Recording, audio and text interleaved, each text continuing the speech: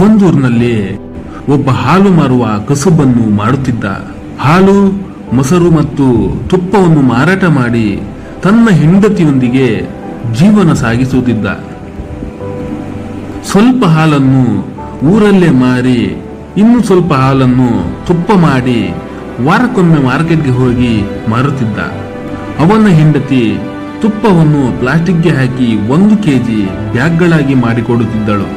ಒಂದು ದಿನ ಮಾರ್ಕೆಟ್ಗೆ ಹೋಗಿ ದಿನನಿತ್ಯ ಮಾರುವ ಅಂಗಡಿಯವನಿಗೆ ತುಪ್ಪವನ್ನು ಕೊಟ್ಟು ತನಗೆ ಬೇಕಾದ ಸಕ್ಕರೆ, ಅಕ್ಕಿ ಇತ್ಯಾದಿ ಸಾಮಾನುಗಳನ್ನು ಕೊಂಡು ಮನೆಗೆ ಹೊರಟ.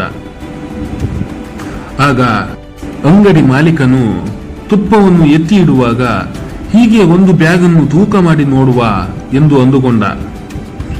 ತೂಕ ಮಾಡಿದಾಗ ಅವನಿಗೆ ಆಶ್ಚರ್ಯವಾಗುತ್ತದೆ.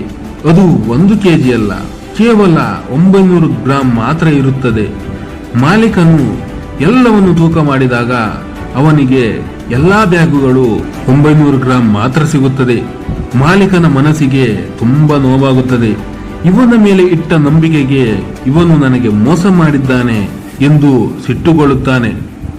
ಮತ್ತೆ 1 ವಾರ ಕಳೆದ ನಂತರ ಆ ಹಾಲು ಮಾರುವವನು ತುಪ್ಪವನ್ನು ಮಾರಲು ಬರುತ್ತಾನೆ. ಆಗ ಮಾಲೀಕ ಹೇಳುತ್ತಾನೆ, ನೀನು ಇನ್ನು ಮುಂದೆ ನನ್ನ ಅಂಗಡಿಗೆ ಬರಬೇಡ. ನೀನೊಬ್ಬ ಮೋಸಗಾರ, ನೀನೊಬ್ಬ ನಂಬಿಕೆ ದ್ರೋಹಿ. ನಿನ್ನ ತುಪ್ಪ 1 ಕೆಜಿ ಇದೆ ಎಂದು 900 ಗ್ರಾಂ ಕೊಡುತ್ತೀಯ. ನೀನು ನನಗೆ ಮೋಸ ಮಾಡಿದ್ದೀಯಾ. ಪುನಃ ನಿನ್ನ ಜೊತೆ ನಾನು ವ್ಯವಹಾರ ಮಾಡಿದರೆ ನನಗೆ ಮೂರ್ಖ ಎನ್ನುವರು ಎಂದು ತುಂಬಾ ಗಲಾಟೆ ಮಾಡುತ್ತಾನೆ.